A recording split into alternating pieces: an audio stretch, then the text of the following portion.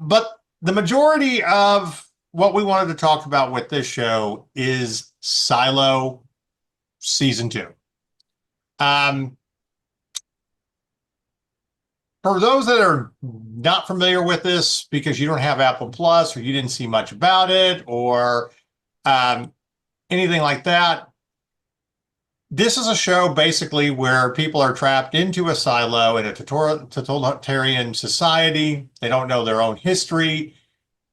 And there's a great big mystery box where a girl who basically is an engineer starts to figure out that what society has been told is not necessarily true. And her love and the love of her life starts finding secrets about what the world used to be. And they literally start off in this series. We don't know who built the silos. We don't know why we're here. We just know that we have to do this. This is our directive. This was the pact and the rules that were set up for us. So we're going to follow everything blindly until you really start to figure out that no, it's about higher ups that are trying to keep and subjugate and control society through erasing their history.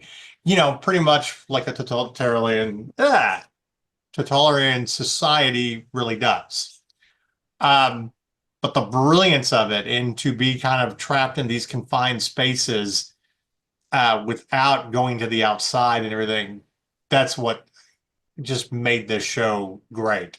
And the belief system that these characters have that there is a better life outside of the silo, and then of course, all the lies get exposed and all that. It's hard not to kind of get into certain spoilers when we talk about season two. So we're just warning everybody now, if you're listening to this podcast, here is your spoiler. Yes, the main character leaves the silo at the end of season one, and she does not die like other people. And you'll have to watch season one for you to realize how she pulled it off, only to discover that there are other silos. Their silo is not the only one. And then, of course, you figure out in season two that there were actually 51 silos, and there have been rebellions, and then there are safeguard measures and what this was built upon, which is kind of cool, because it's very Fallout related too, but with kind of a different theme. Again, I don't want to completely spoil it because there's so many great little surprises. But I honestly feel like this is my favorite thing of Rebecca Ferguson. She's done a lot of good things. She's been great in the Mission Impossible movies, but I love her as Juliette Nichols. I love the cast. Oh, the cast is absolutely fantastic, and they have a lot of really, really great like little side characters all throughout the silo from the different floors. One of the things though about this season two is, I mean, there is a lot going on, and I do feel like some of the characters are lost a little bit in the mix. Yeah. But we do discover a lot of backstory behind some of them that we didn't know before. And I mean, I guess that's just part when you're trying to create this really big, universe around this story. I mean, that's going to happen. Right. But no, the actors and the actresses do a really fantastic job. And one of the actors that I was surprised to see in season two is Zahn, Jimmy, you Yeah. know, and Steve Zahn. Yeah. yeah, and of course, but every time I see him in something, I feel like it should be a comedy. I mean, just so I don't, I know he's a serious actor. I know he does good work, but at the same time, I can't help but think, when's the punchline? When is Yeah. he going to crack a joke? No, he's always been better in comedies, but he's also, done very good dramas or whatever before. Well, what was it? Is it Joyride, the Paul Walker movie that he did? They're in a I car going don't across remember. country. They pick up a girl, and I mean, it's like 299, 2000. It's a horror movie. I think that's what it's called, is Joyride. Oh, uh, He I was don't remember. he was Sorry. also in the Sahara movie with Matthew McConaughey. Yes. Yeah, he was in Sahara, which was, like one of those interesting flops. But I guess one of the most serious movies, he's in War of the Planet of the Apes. Yeah, He's in Rescue Dawn. Yeah, yeah, I'm looking it up now. Joyride came out in 2001. that's right. Rescue 2001. Dawn, he played one of the POWs. He is one of the POWs, and he does a really good job in Rescue Dawn. Uh, it's, but like I said, I don't know why, but there's like a mental thing where I see his face and I'm like, this probably should be funny, and it's Right. not. No, I It's agree. So I remember watching season one of this show. And again, it's not hard to figure out that obviously society is being lied to.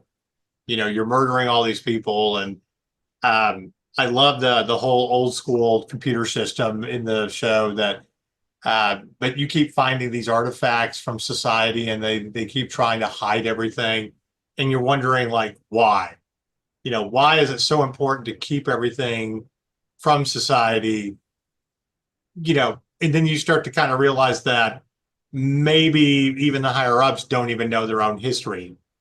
Or and Yeah, I mean, and throughout season two, I mean, we get little snippets, little like facts here and there that like clue us in to like what the timeline actually is. I mean, like the silos are around what 350-ish years yeah, old, and I believe it points to like I mean, like it does point to like as around now or a little bit before now when the silos were built, yeah, which does even make the IT department and the old school technology even so much more interesting to me. yeah. Well, You know, it's there. more, it's like it's more analog.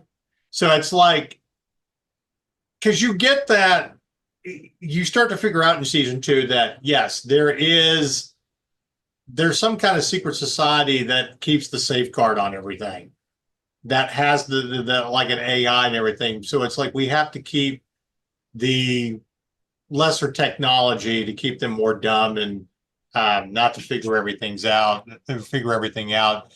Because again, that's part of the story too. Is you're trying to figure out the the clue from one of the few people that have actually gotten to whoever these people are that have the safeguards, so to speak, um, that have quelled rebellions and to keep people knowing what really happened. But I got to tell you, the end of season two, you know, it lives, you know, leaves you on a cliffhanger with two of the main characters, but then it dives into the very last scene, you know, the past, you know, what happened after an event that eventually leads up to the reason to why they built the silos.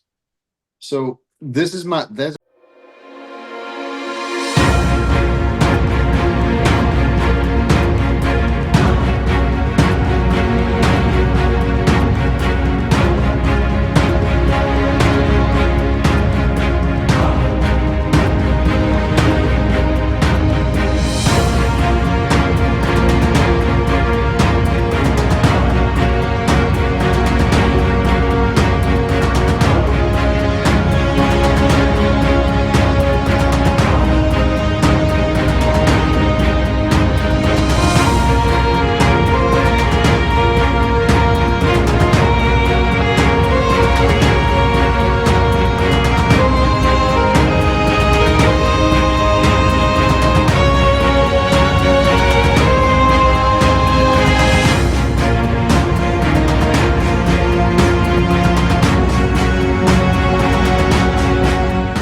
Getting back to Silo season one and two. So, Jimmy, you were talking about you have some serious gripes okay. about the pacing.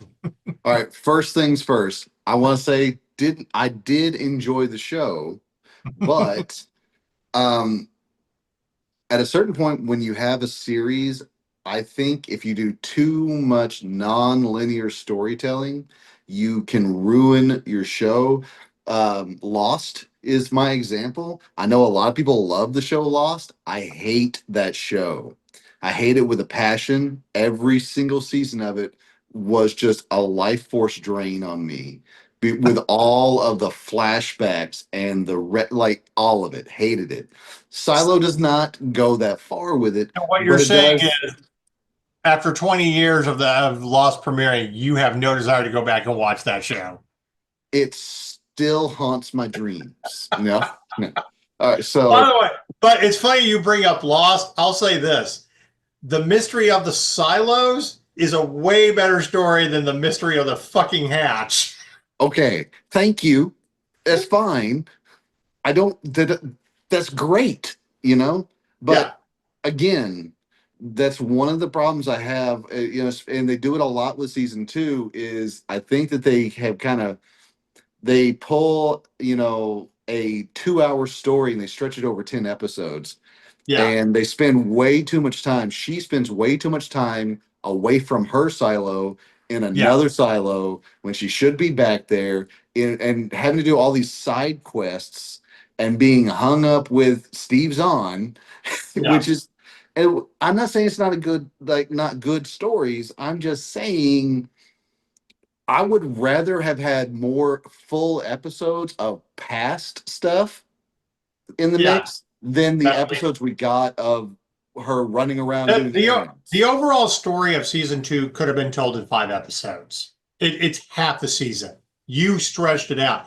And I think part of the reason they did that is it hadn't been renewed for season 3 or 4 yet. So it's like, well, we have to get our full story's worth of, like, the second book and the short story, because I think it's all based on the second book primarily. And then, the rest is a short story in the third book. I don't disagree. Okay. And this is why I said before in this podcast, you need to binge watch it, because if you're waiting week to week, it just kind of feels like some episodes are like a letdown. Now, it's great that you're starting to find out more and more secrets. The mystery box of the other silo, the failed rebellion, all of those things are great. But be more concise with your time. Okay. Cut that down and get back to what you're. So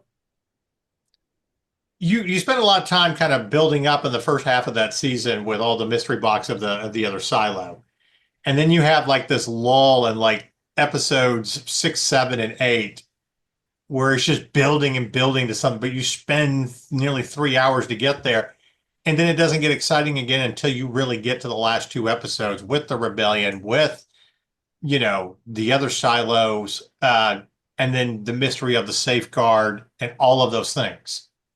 Well, part of that too is another issue I do have. I do take issue with movies and TV shows where if any of the main characters would just have told the truth at any point, the story would have stopped. I feel like you've run into bad writing. Right. I mean, just if one person had just stopped and said, "Hey, everybody, this is some bullshit. This is what's happening." Everything would have stopped down. I know it would have ruined the show. I get it. But in my mind, like, it nags on me because I would have been like, Well, eh, Tim Robbins plays a great villain. He he is does. good. I love him. I love Comet. Yeah, everybody's fantastic, but it's like, dude, at some point, just tell the fucking truth that you don't even know everything, or that maybe society can be trustworthy. That's the different. When we argue in politics about transparency, okay, and then I know a lot of that's going on right now because fuckface Trump is going to release all the files on the JFK and Robert Kennedy and Martin Luther King and blah blah blah blah blah blah. Okay, fine, whatever. All right, I think you're releasing stuff that's heavily redacted anyway, so it's not the big deal. And you're arguing about transparency. Okay, fine. That's the difference. It doesn't matter who's in charge. That's what government does. They don't want you to know everything. They don't trust society to know the truth. Especially in a democratic society where people can vote you out and you can lose power and blah blah blah. That's the whole point and the theme of this story is we have to control society. We have to control the information, and the best way to do that is through history.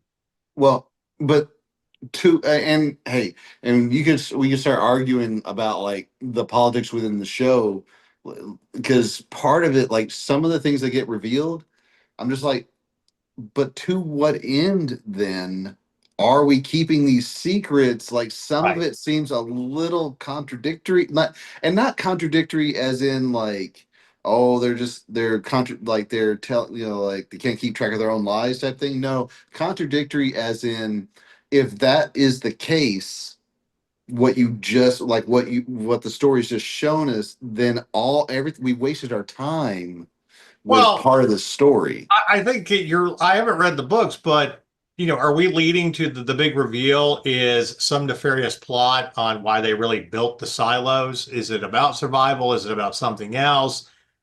So that's why we can't let people know that the world was once green and lush and, that, and obviously all these silos, you've set it up that they're in Georgia.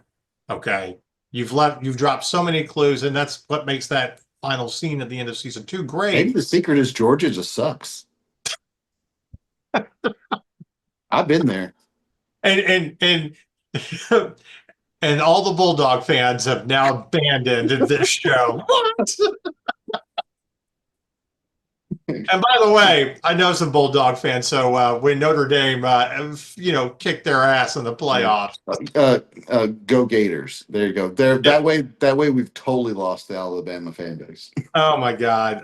This is also why I love Shane Gillis too. I've gotten to watch a lot more of his comedy. I know he's a Notre Dame fan. I loved his little commercial about praying for a Notre Dame win and whatever. But he had the greatest comment too after they had lost the national championship that, yeah, well, at least our coach doesn't look like he's sharpied in his beard. Damn. Nice. Yeah. Uh, So, but yeah, but um, to your it just point though, like showing that like the silos are like in Georgia and all that kind of thing. Like one of the issues I do have with the people in the silo, if it's been like 350 years and none of them know what trees really look like. right. When these people who have never seen this stuff before see pictures and they're like, "Oh, it's so gorgeous, so beautiful," I do take a little issue with that because, like, what's your frame of reference? Yeah. If you never have seen it before, then why would you just think they look weird? Well, and that was the point of when they finally get to enter the vault in season 2 with Solo is Yeah, all these things. They didn't know what music was. yeah. Little things like that. But I like, like the VR headset of like what was it, Puerto Rico? Well, I can't remember yeah, what she was looking at. Like the VR headset is like so gorgeous, so beautiful. It's like if she's never seen things like this before, right, then like I get it means something to us as the audience, but wouldn't the story have been even a little bit more interesting if it had a completely different effect on them, right. like from their point of view? Um, no, I agree. It seems like you leave a lot of unanswered questions that you feel like people aren't going to answer if you keep revealing these mysteries or whatever. I'm not dissatisfied with what they have revealed up to this point. Okay, but I'm also not really shocked by it. If you boil the theme of this story down, it is we don't know about the society that's trying to still control everything in the silos and why they have the safeguard. What is your end game? What's the point? Is it simply just you are a secret society trying to control the rest of society from behind the scenes? This is your new world order? Because this is starting to get boring in the day and age that we live in. It's like, stop, we get it. I mean, Well, I is mean, and there's always the nagging question. It's like you want to control it, but to what end? Like, yeah, what does it do for you? right. Like if everything sucks and then no one has anything, including yourself, even if you're top dog, I'm sorry, King of Turd Mountain is still covered in shit. Very true. Very true. Um, I again, hope I'm just made that up and that could be like a new catchphrase. I want it on a t-shirt. hey, I know a guy who makes t-shirts. I was actually wearing this today because I saw this graphic and I'm like, that's cool. When I was getting shirt supplies and whatnot. But my overall assessment is, I mean, this is a fantastic show. It's not perfect. I still kind of give it an 8 just for the simple fact of the slow pacing of season 2. I feel like season 1 was way better. Agreed. But nothing against season two either, because you get to learn so much more about what happened, what they're doing, and the people are like, well, fuck it, I'm giving up. At this point, it doesn't really matter. Bernard is like, I'm done. I can't control this anymore. Let you deal with whatever is out there. Okay. Um, I got to the end of the plot line, and it felt like a plot line from the X-Files, where when you learn about the whole alien conspiracy at the end of like season six, that really what it was a secret group of people trying to secretly work with aliens to buy their own safety, and develop a vaccine and all this. And it's kind of like blah, like, oh, okay. So you're just doing whatever you can to screw everybody else over, but to save your own hides because you think you're going to get to live in safety somewhere. Okay, whatever. Which, hey, and that's the same reason I don't like the Alien Covenant or Alien Prometheus movies. That's the same reason I don't like those two movies. Right. They take all the joy out of it. Yeah. Um, my hope for season three and season four, though, is now that you've revealed all this, and despite the slow pacing of season two, and again, for people who are going to watch it, you need to go watch it, but it's better to binge watch all of it in the course of a weekend. This is not a show that I feel like you should wait week to week. I mean, I was angry we only got half the screeners, and I had to end on like episode six and wait a whole nother month before I finally got to see everything. I was like, no. And then you're just like, oh, okay. But Yeah, I'm well, and I'm one of those people who definitely waits until like an entire series is like done, and then like I have to binge watch it. I do, I but I learned I that I find learned that after two seasons of 24. Just wait yeah, till I get DVD. but I do find myself if a show's pacing is not right, I find myself fast forwarding through the slow parts Yeah, and yeah, hurrying the story along. And so like the hour long episodes end up being about 45 minutes, 30 minutes. right. It, Well, especially when they introduce storylines, and not this show, but some shows they introduce storylines where it's like if you cut out this whole love triangle thing, it wouldn't have changed anything yeah. and would have saved me 4 hours of my life. All right. So that's what I want to ask. This is how I rate season one. I gave it a 9. I give an 8 to season two. Like I said, it's not as good, and just because of the pacing issues. How would you rate it, Jimmy? Season one, I give that like a 9.5. I really, really enjoyed season one. Like it was really good. Like honestly, it's kind of exciting.